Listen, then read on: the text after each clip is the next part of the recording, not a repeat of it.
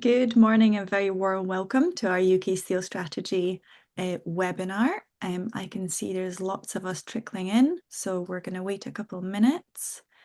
Lovely,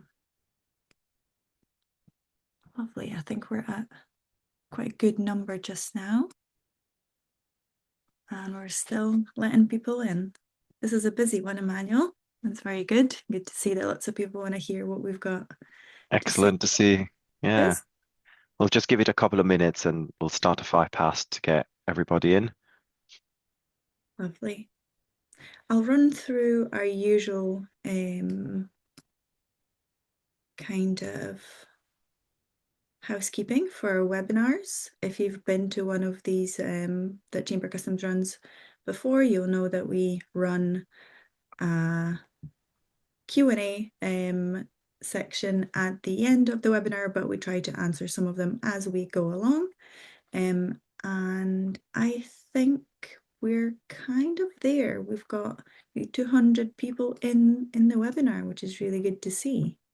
I think I'll do just general introductions just now, and we're gonna start. And we've got William and Emmanuel with me as well. Amazing. I'll introduce myself. I'm Marika Majewska. I'm the customs specialist here at Chamber Customs.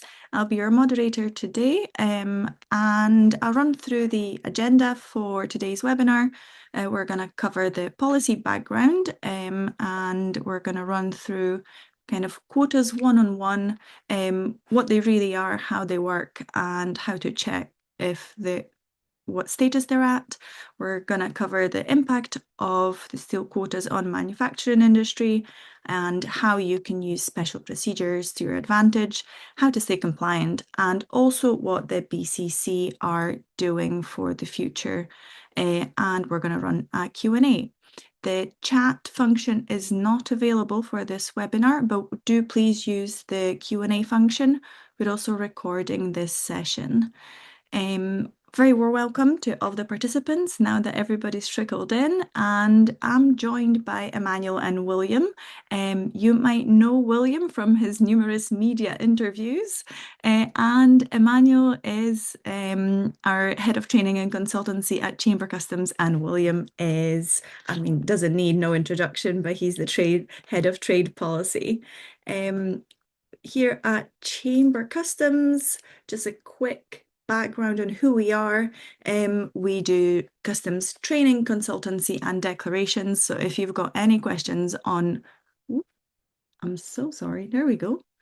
If you've got any questions on any of those things, I have a new computer, and if things are going a little bit funny, I I might be fighting with it a little bit. I'm so sorry.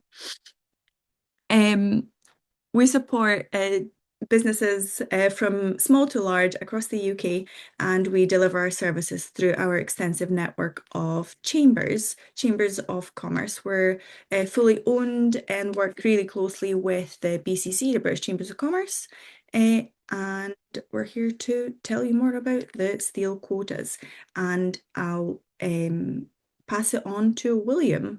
Very warm welcome, and talk us through the kind of changes that are incoming. Thank you, Marika, and hello, everyone. Thanks for joining this webinar today. I think the policy context here really is around three things. One, the overproduction globally of steel, and it's estimated that by 2028, the excess capacity in global markets will be 745 million tons by 2028. There's also a strong desire amongst many states, particularly in Western world, to decarbonize steel production. Steel production contributes around 7 to 10% of global greenhouse gas emissions. So there's a real priority being put into making steel production sustainable for the long term, with new technology driving that. And of course, some of the changes in export patterns around steel in recent times have become significant for trade policy. If we look back to what the incoming Trump administration did in the United States in early 2025, they felt that there was not a level playing field for steel production in the US. And so they decided to put on quite extensive tariffs on steel coming from other countries. So eventually, for most countries, apart from the UK, the tariffs were 50%.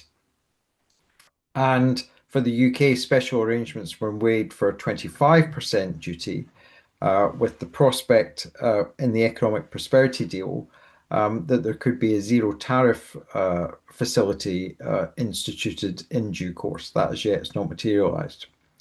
So basically, the US action from March of last year raised global tariffs in terms of steel imports to a baseline of 50. Now, the EU and the UK both are due to revise their trade instruments around steel imports this year. Both countries and blocs are due to put new instruments in place by the 1st of July. So, what that meant was that the EU moved first and in October produced proposals for a 47% reduction in import quotas around steel, at the same time launching negotiations under Article 28 of the GATT with trading partners to look at whether there could be some deals made for country-specific quota. Now, 78% of UK steel exports go to the EU, so the UK production is going to be significantly affected by those quotas if they were introduced in the way that has been indicated. The BCC worked very quickly with members to put in place a policy on this. So we've called since December for negotiations between the EU and the UK on around 20 of the 28 subcategories within the overall quota that the EU is designing. Those negotiations are still going on. They're likely to go on right up to the wire of the 1st of July. And that has an impact in terms of what happens in the UK. Because in March, the UK published its proposals for tariffs and quotas alongside the steel strategy. And as we've been discussing with officials from the Department for Business and Trade, what the final shape of that UK-EU deal on the EU steel quotas and tariffs is going to be fundamental to what the final conditions are for UK import tariffs and quotas in terms of steel. So the provisional plans that have been published by the UK government back in March did not involve the same level of Article 28 negotiation with trading partners, a more simplified form of simply intimating what the intended changes were. But they were quite different from the EU quotas. So the UK government is proposing an overall 60% reduction in quota from the 2021 trade instrument introduced for steel. And in some of the individual product categories, the cuts in quota are as high as 75% or 90%. And as the implications of this, plus the introduction of a 50% tariff on steel imported above the quota, so coming into line really with both Washington and Brussels in terms of the tariffs being applied to steel imports outside the quota. So providing a sort of common defense against that surplus of steel globally that we've talked about, finding other markets with ease if the doors in one or two markets are closed, but in others they remain open. So what that has meant is quite a substantial change in how companies will be able to import at similar cost the levels of steel that they've been doing until now. And many companies have contacted the British Chambers of Commerce looking for solutions, looking for advice, but also important, looking for a strong support across the network for what can be done to alleviate this. We've heard from companies about potential risk of jobs having to be relocated, orders lost, substantial rises in costs because of the increased import duty. Firms have told us that it will be very difficult to source some of the substitute steel category products in the UK because of fluctuations in production or absence of production. And so effectively, the impact of this could be felt in higher import costs, either from the EU or trying to attract steel from other markets. So the BCC has been speaking very carefully to the UK government. We wrote to the Secretary of State, Peter Kyle, in the last few weeks requesting a meeting, looking for some tweaks in how these quotas would be introduced and calling for a stronger easement to make sure that companies don't suffer financial detriment. DBT are talking about introducing an easement for steel that was contracted for purchase and import into the UK by the 14th of March, applicable in the third quarter of this year, meaning that those steel imports would be outside the scope of the new trade instrument on steel altogether. So there would be no tariff or duty liabilities at all for steel imported subject to those conditions in the third quarter of this year. However, that easement would run out at the end of September 2026. So in discussions we've had just in the last few days with DBT, we can say the following. The discussions with the EU, the negotiations will go on right up to the wire, and they will be the main element in this process. Where we end up with the EU will colour very much what the final shape of the quotas will look like in terms of the UK. That means that clarity is going to be at a premium, and it means we may not get decisions, final decisions, until the very last few days in the run up to the 1st of July and the expiry of the previous UK steel instrument. So that is going to make a challenging climate for UK companies, but the BCC will help you through this as best we can in terms of the operational implications for you and the work that we're doing with government and the European Commission to get those deals. The other aspect is that the easement is not likely to change. Government has expressed an intent to review the scope of the easement as the policy is introduced, to look at whether there needs to be any revision once the policy is in place. But it's not likely that we're going to see any further easements, and it's important to condition expectations, I think, in terms of that reality. So really the key thing is, where do we get in terms of a deal with the UK and the EU? And the BCC has been calling for a deal on the EU steel quotas in 20 of the 28 product categories within the EU quota, carving out a specific UK quota within that that would not put our exporters at detriment.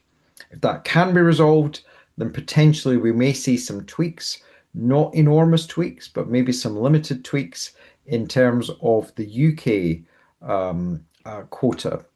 And as DBT have said to us, what the final UK quota ends up with is a reflection of the degree of protection that UK steel requires in terms of where the negotiations with the EU have finally concluded at. But for many downstream companies in engineering, construction, and manufacturing, they've expressed strong concerns about this policy. And I know there'll be many of you on this call. And we have absolutely expressed those concerns to government. And in the days that we have left, the 19 days before this policy changes, we will use that time to press your case with DBT and, of course, with the European Commission as well. So, Marika, I think that perhaps gives the overall context of where things are, what the BCC has been doing in terms of our policy and public affairs work. a very fluid picture, one that will really go on right up until the wire at the end of this month, till we get final solutions on this. Important legislation in Parliament could be laid very late in the day. I know that is far from optimal for British business. We've made that clear to both the EU and the UK. But the premium is on getting this deal, getting necessary tweaks if they can be done to the UK quotas, and ensuring that downstream businesses do not face severe detriment as a result of this change in policy. Thank you so much, William. That is a really, really good overview. I'm going to hand over to Emmanuel. I'm going to stop sharing my screen as it is maybe not ideal technically. So if you can reshare, Emmanuel, and I think we can cover the categories of the quotas. Amazing. Thank you, Marika. So yeah, absolutely. And thank you, William. That's always so interesting to understand why these things are happening, what's behind it. So what we are dealing with for BCC and Chamber Customs is trying to help traders navigate this very uncertain time. One of the things we just wanted to put on the screen was like the categories of products that are affected. And it's quite important that if you are trading in these categories, you have a careful look at the guidance that's published from official source. So you will find it on gov.uk, because there is a clear list of all the commodity codes that are affected.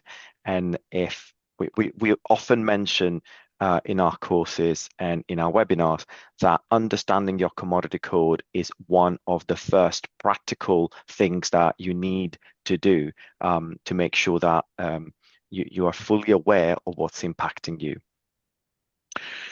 Now, we thought, just to take things back to the basic, what does it mean when we have a quota? So quota had been discussed a lot, and William, you referred to that.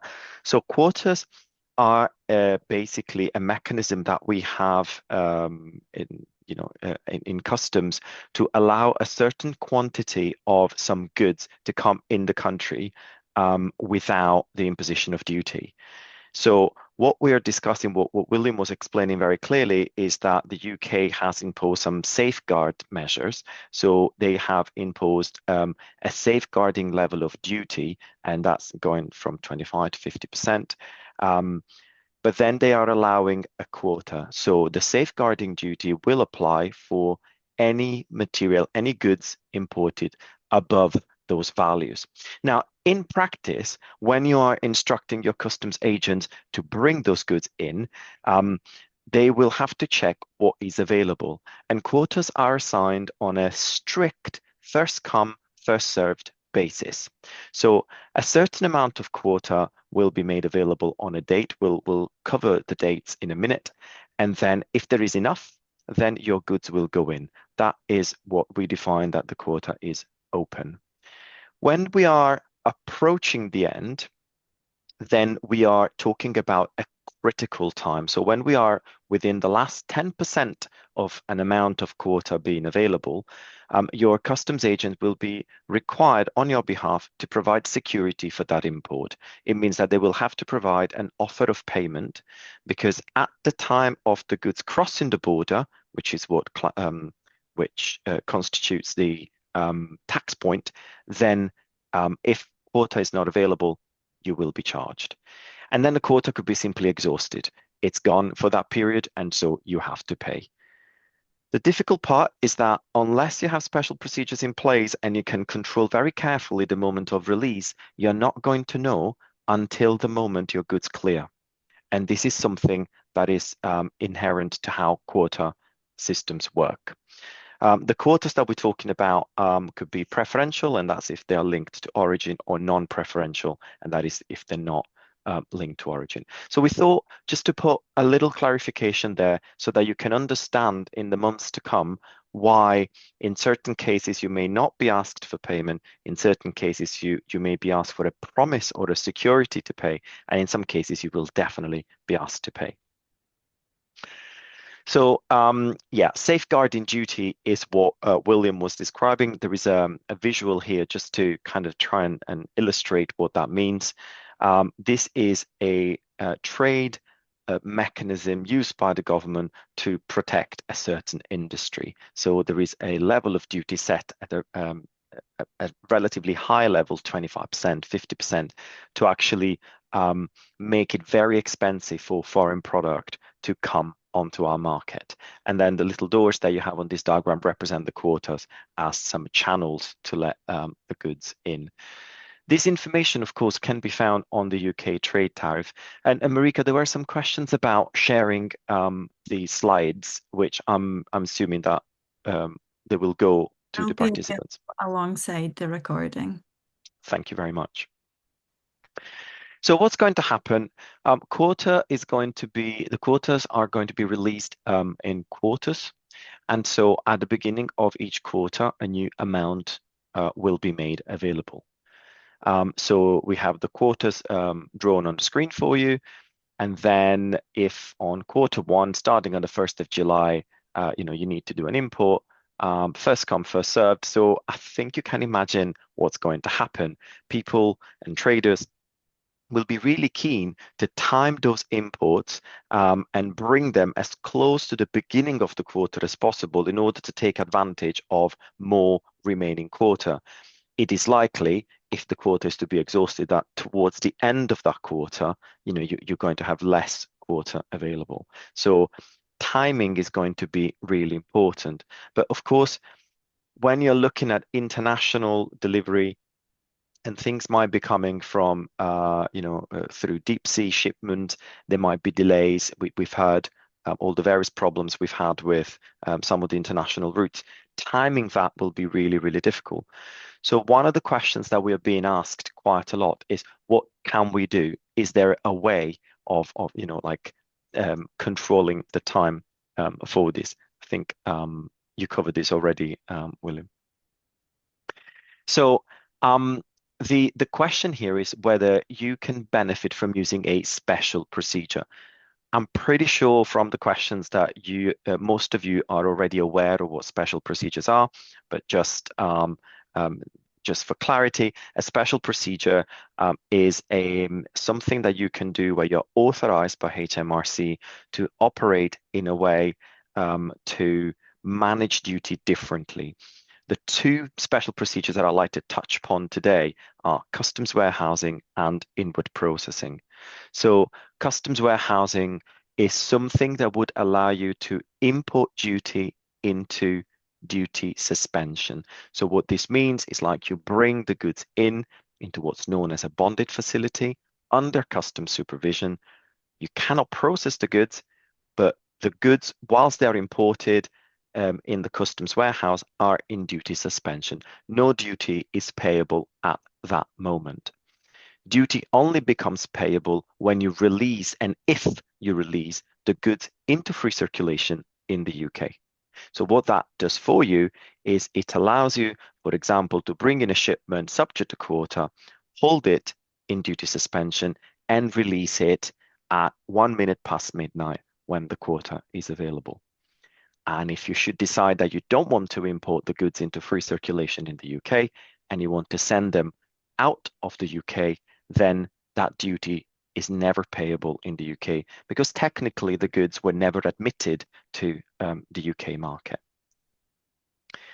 The other customs procedure that is worth considering is inward processing. Now, inward processing is a special procedure that allows you to import prime materials into duty suspension when you intend to use those materials to create something else. So if you like, historically, inward processing was used to import goods into duty suspension in the UK to manufacture something or to repair something or improve something that comes from another country, and then send it out again. quite recently, I would say in the last decade, the condition of re-exporting goods to apply for inward processing no longer applies. So you can have inward processing just in the UK. The legal situation is a little bit complex. There are, I wouldn't say conflicting, there are two provisions. Inward processing is definitely a legal way of importing goods into suspension, transforming them, and then when you release them on the market, you can elect to pay duty on the source product or on the transformed product. This is absolutely fine. It's written in UK law, enshrined for the Union Customs Code when we exited the EU. So that's absolutely fine. You have to apply for this. HMRC has to agree with you that this is an allowed use. There is, however, an article that also states that if the source goods are subject to anti-dumping duty, countervailing, safeguarding, or any additional duty, then HMRC will look carefully to ensure that this is a valid application of inward processing and you're not just doing inward processing in name only to circumvent the safeguarding duty, because in that case, they would elect for you that duty is due on the source product. So it's not a done deal, but there are many cases in which this is a very valid process. One of the very good cases is for those companies, and we have clients in this situation, for those companies who import source goods, metal bars to make metal things, and they only release onto the UK market 20%. The other 80% manufactured in the UK is destined for markets outside of the UK. So what inward processing would allow them to do is to import everything in duty suspension and definitely clear their liability exposure to the 80% of goods that they export. And the remaining liability would be on the goods that they release on the UK market, only if they couldn't justify IP. So they could actually use IP and not be subject to those quotas at all. The third case is end use. Now, the guidance that's published currently makes it very clear that there is a special provision. So if you are importing certain types of goods in order to produce some specified commodities, and they are listed in the guidance, then you can apply for end use. End use is a special procedure that allows you to import certain goods for the specific purpose of producing a type of good. If that fits in with your quota guidance that is published currently, the government has made an additional quota available for this scenario. So that could apply to you. So end use is like somewhere, I would call it an inward processing with a light touch. It's a slightly different approach. So the point here for you to take away is that there are special procedures that could help you, whilst William and our colleagues at the BCC fight for the introduction of easement, and they fight at more of a policy level. There are mechanisms that you can use in your daily business to actually manage this uncertainty. The final point on special procedures is that you can apply for multiple special procedures. So you could have customs warehousing where you import raw materials into suspension. You could then move them into inward processing to create something, and then you could move the output product back into customs warehousing for storage, all in duty suspension. We would be more than happy to guide you through, to help you, advise you on these special procedures. Now, something that you might find useful is to actually consult these quota orders, understand the limits, and understand what is available at a certain given time. So you can actually go online, and I would suggest that you always use official sources such as gov.uk, and you would look for tariff lookup tool is tariff volume 2 on gov.uk. You will look for your commodity code, you will look for the measures, and then you would have a link to check. There is also the document I refer to it's here linked, and it contains, it's a gov.uk guidance page with the full list of affected commodity codes and the commodity codes that are available. It's called Appendix 1 for the additional quota if those are the products that you're creating. There are some useful links here to check. Of course, we've been talking about the UK quotas, but you might need to check quotas in the EU as well. And there are some useful links here for you. Always navigate through the official official sources. So thank you, Marika, for that word of warning comment. I think there has been a couple of questions in a Q&A about overriding, not paying, using deferment account for not paying the duty, and I think that's the crux of it. Absolutely. So as you know, when you're filing a customs declaration, you're talking to a system, and a customs agent should know how to translate your instructions into practical into codes and into language that the system will understand.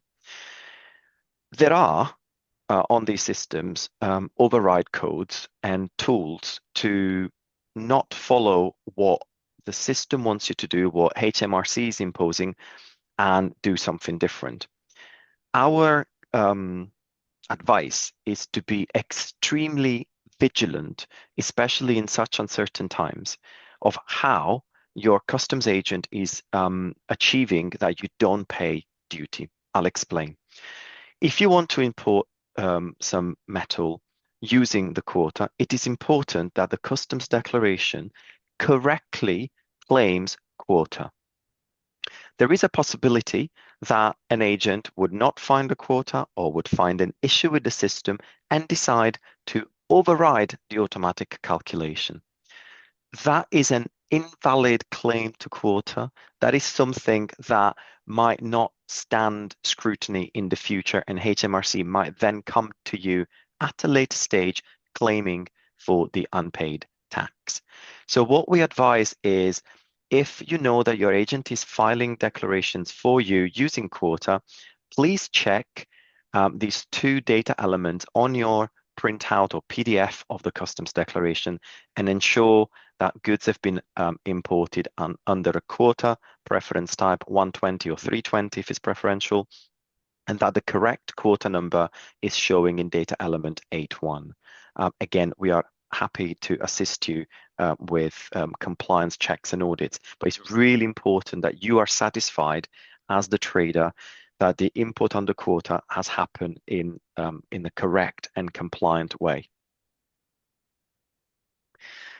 So what should you do to prepare?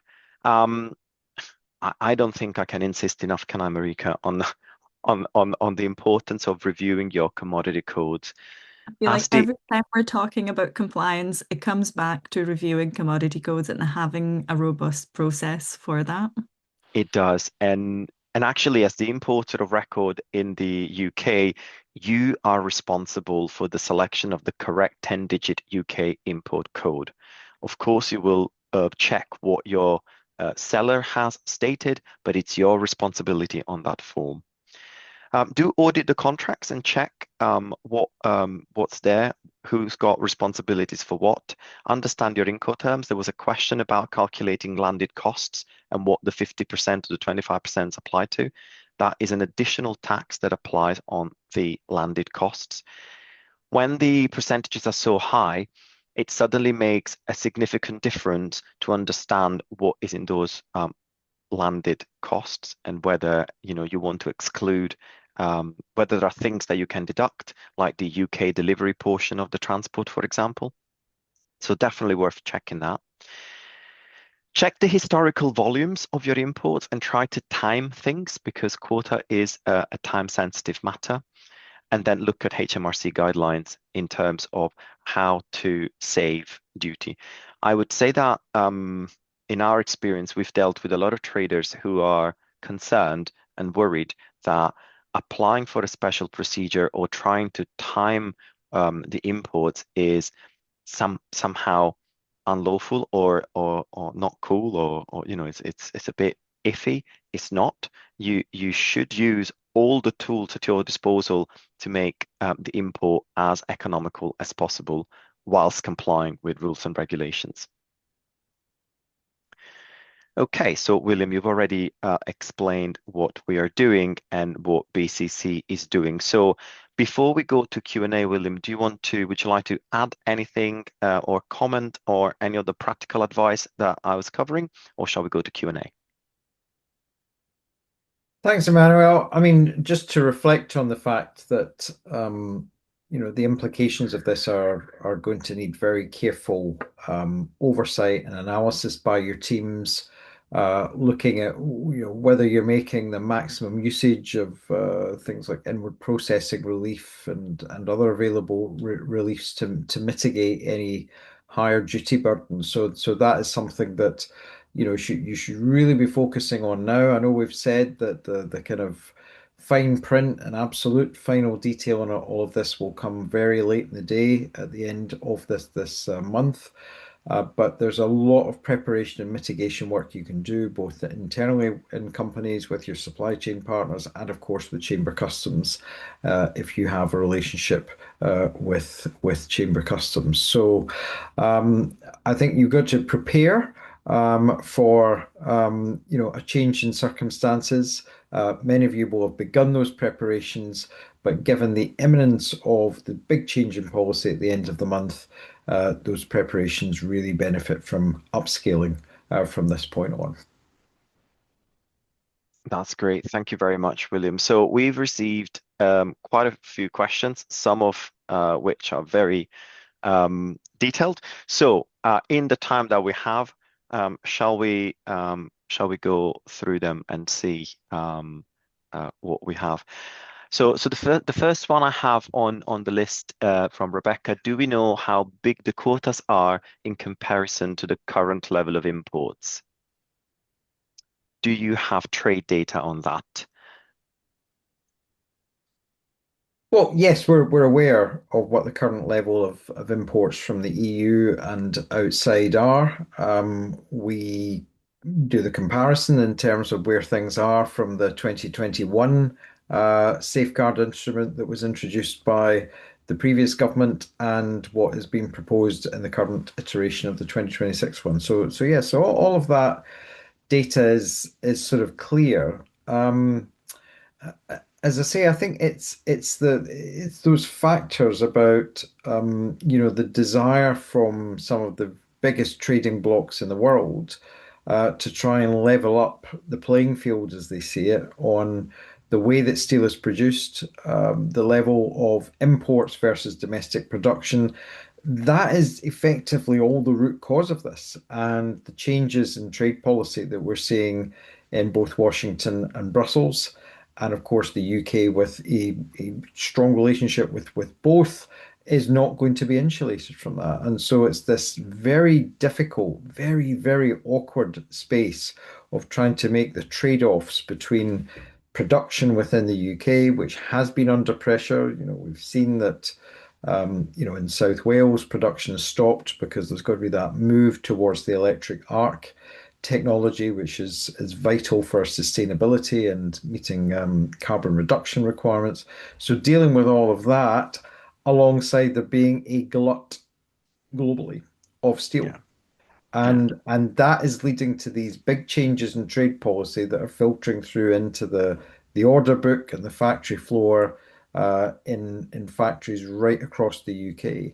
And that is what decision makers are having to wrestle with, that balance and those trade-offs over the next 3 weeks. As I say, we are in strong contact with both the Ministerial Private Office, but also the detailed policy teams in DBT, with the EU delegation, with DG Grow in Brussels around all of this. So the BCC is putting your case as best we can and a solutions-based case, and calling for solutions before the 1st of July as quickly as we can get them. So we will continue to do that. Having the real examples from the network about the impact that these measures, as they're currently put together, would have is invaluable in terms of landing these points with ministers and with senior officials. So please keep those coming into the BCC. That is having an impact on the design of policy right now by government. We'll see what tweaks are made perhaps over the coming days, but just to cushion the fact that they will be tweaks, they're not going to be a whole-scale ripping up of the Yeah, quotas that were published back in March. So I yeah, think if you do those things, and the BCC will continue to represent you with government in the best possible way, we can hopefully get to the best outcome we can by the end of this month. yeah. Thanks for that. So a couple of practical question. One from Sean. What happens if you're importing a product that sits under commodity code affected by quota, but you're unable to purchase this from the UK due to no availability of manufacturers? Can you apply for an exemption? Unfortunately not. The whole point of quota is actually the whole point of safeguarding measure is to restrict the amount of goods that come in under that commodity code. So there is no exemption as such. The only additional things that you can do is apply for end use if you're producing something that is allowed for the additional quota, or if you're exporting the product. So you can apply for inward processing to process in the UK, but the product never enters the market. A quick one from Ryan. What happens if you're exporting steel? The UK does not apply duty at export. So exporting steel is not a problem from a UK tax perspective. These measures do not affect exports from the UK. Of course, if the commodity is then subject to quota in the receiving country, that is a different matter, and there are going to be measures over there. But we don't have export duty payable in the UK. Right, we have a few more questions. One for you, William. Somebody is asking and is saying that the Guardian reports that the ministers will drop tariffs on certain items before the 1st of July. Is this reliable information? Probably from what you said, no, but I wonder if you had any more to say on that. So what has happened since March is that government has taken some commodity codes outside of scope of the tariff. So they have listened to business, and where there's been a case put that certain goods should be outside the scope, they've done that, but that's been with a relatively small number of products. That may well be the process which several media outlets are alluding to, which is going on within government again.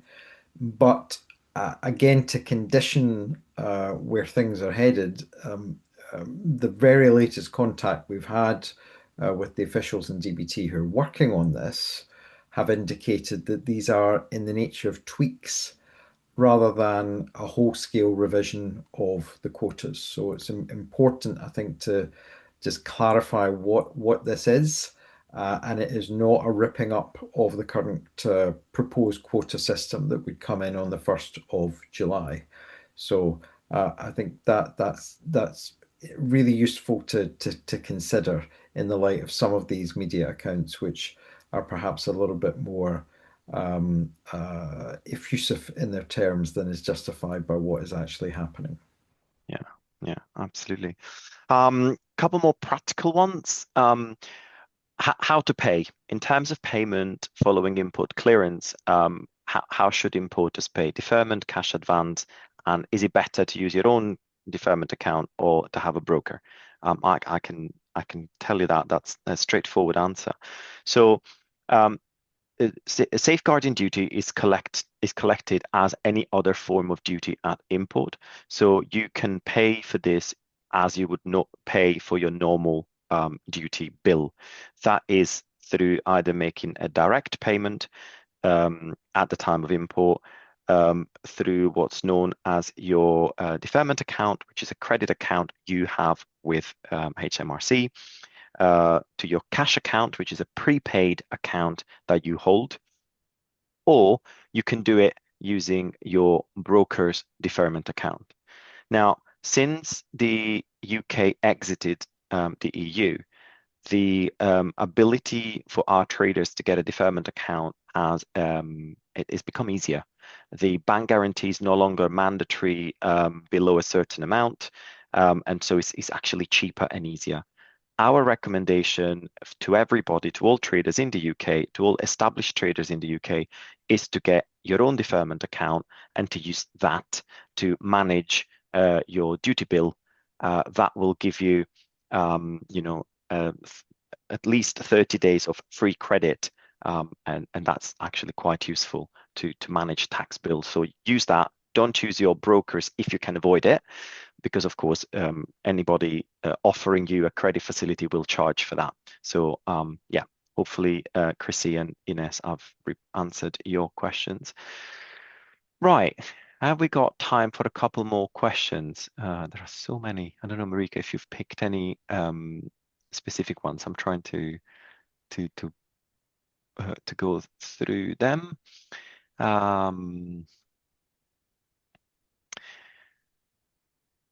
Right. There's a question about at Customs Warehouse. Were there a specific from Ian?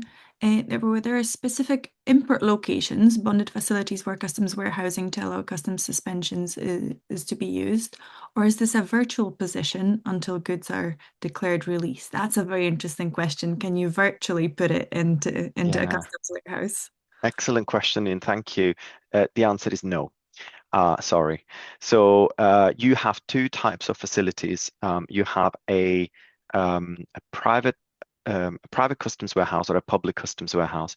A private customs warehouse is where you have your facility, and is a physical facility, and it's got physical security, etc.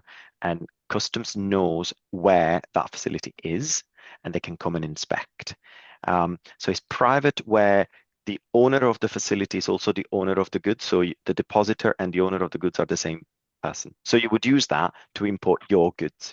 Or you could have a public customs warehouse, and that's where you have a third-party company that operates a bonded facility, where you, as a customer of these facilities, can go and deposit goods in duty suspension. And so you pay for storage, and you pay for the service of having your goods in duty suspension. And this is a commercial service available in the UK. You can look it up and you can find it. So it depends on whether you want to use it as a service, or you want to have it in your own company, or you want to provide it as a service for other people.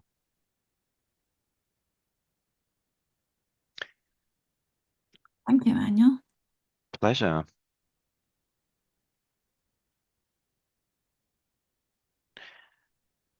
Very good. So, Christopher, you're asking a very detailed question, and you're talking about using return goods relief.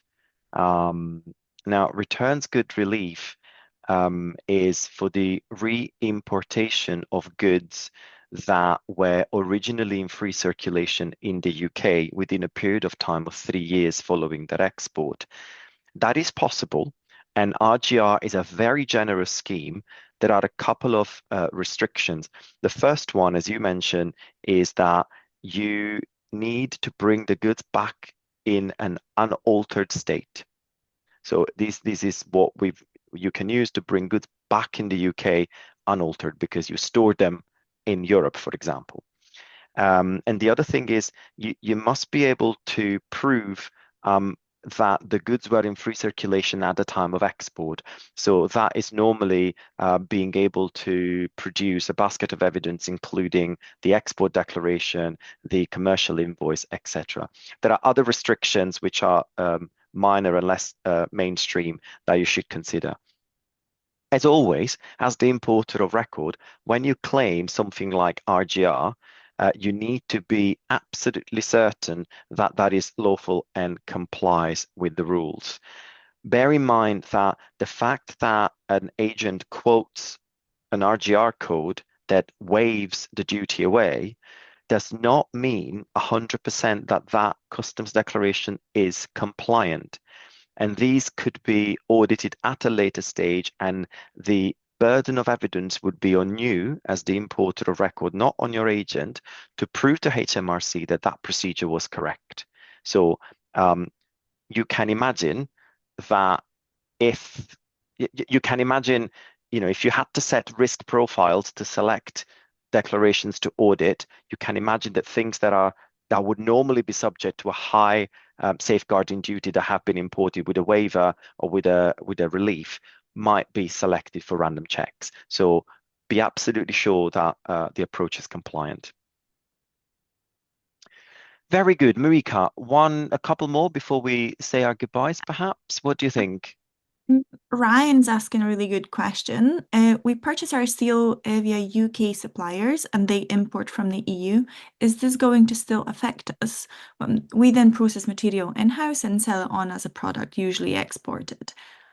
I think it's going to raise your prices as you buy. If your UK suppliers are buying from EU and they're not within the steel quotas. So I think there's lots of conversations to be had within a supply chain of how they are managing their influx of and imports. Correct. That's absolutely right. And yeah, I mean, I can imagine that people who are not importing directly, but they are buying from UK stockists, will just see an increase in price, because I would imagine, I don't know for a fact, but I would imagine that stockists will have to adjust their prices and predict forward what that's going to be like for the 12 months ahead. So yes, definitely.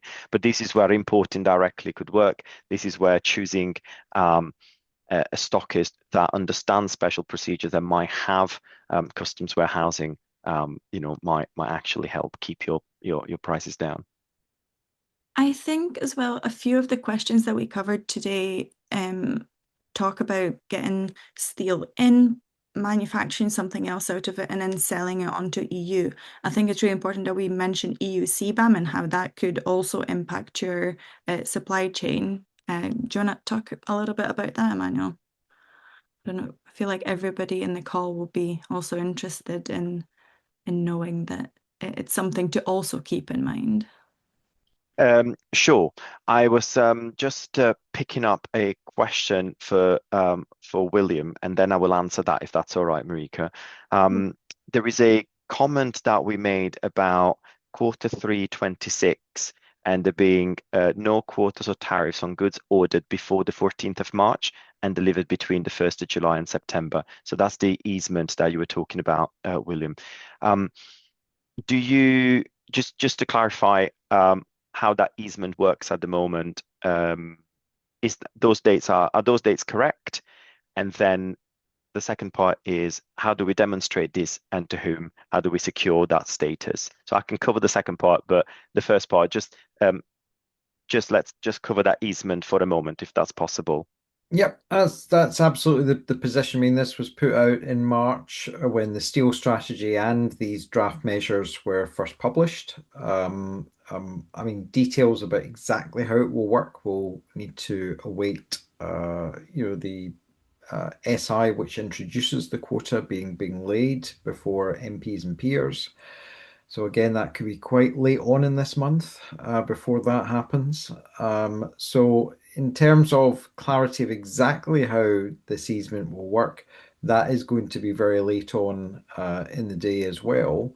But it would apply to all steel that was contracted for by or on the 14th of March, and which is being delivered into the UK up till the end of September. And particularly for that period from the start of July to the end of September, it will be exempt from duty requirements at all. So that means it will not pay the 25% that it might be paying at the moment under the current system. It would pay no extra duty at all. So, as government says, there is a balance to be struck between having an easement which is very expansive and defray those costs for importers, and what's the necessary protection that's needed for both for importers but domestic production as well. And when we've spoken to government about the easement, they've said that that trade-off is fundamental to where government will end up on this. But they've also been clear that if whatever final shape these quotas and tariffs look like at the end of this month, and if there is detriment that's being faced by companies, they are open to looking to the scope of some of these easements at that point. So again, it's a fluid picture. We're not going to be able to give cut and dried answers today, but we've got, I think, a roadmap in terms of how long it will be before you can get those full answers and the activity that we're doing to prepare you, but also make the best possible case to government on your behalf between now and the end of June. Great, that's fantastic. Thank you. The second part, which is the easier part, so I'll answer the easier part. Thank you. Is how do we ensure that we get that technically? So your customs broker will know what code to quote on the declaration to waive or to bypass, to override, if you like, that quote. Basically, there will be a code specified on volume 2, which will say, yes, this would apply, but we are exempt because. So there is a code. That's easy to do on a declaration and it will be accepted by the system. But again, the burden of evidence will be on you to prove one day that you had, for example, a commercial contract in place that started within the window that is allowed and that the delivery was done within the window that was allowed. So very easy to do from a technical point on the system, and your broker should be able to do that without any problems. But please check that it gets done compliantly and that you can prove it going forward. So Marika, I think that brings us to the end of the time that we have available today. Would you like to just take over to just conclude from my part? Thank you very much for your attention. Thank you so much, William and Emmanuel. Your wealth of knowledge on this ever-changing topic. It's been really interesting to listen about. We do have a CBAM health check. I know a lot of people on this call will be also interested in knowing if their goods are in scope, because that's another layer to steel. So if you haven't heard about CBAM, it's the Carbon Border Adjustment Mechanism, and it is introduced in the EU. And calculations are happening all over the world, and Chamber Customs can help you with that. If you would like to do a free health check, just to see if your goods are within scope, and maybe do a quick call with us to see how we can help you, do scan the QR code and fill it in, and then there's no obligation to do any work with us, but you can do a report. And that you get it by email.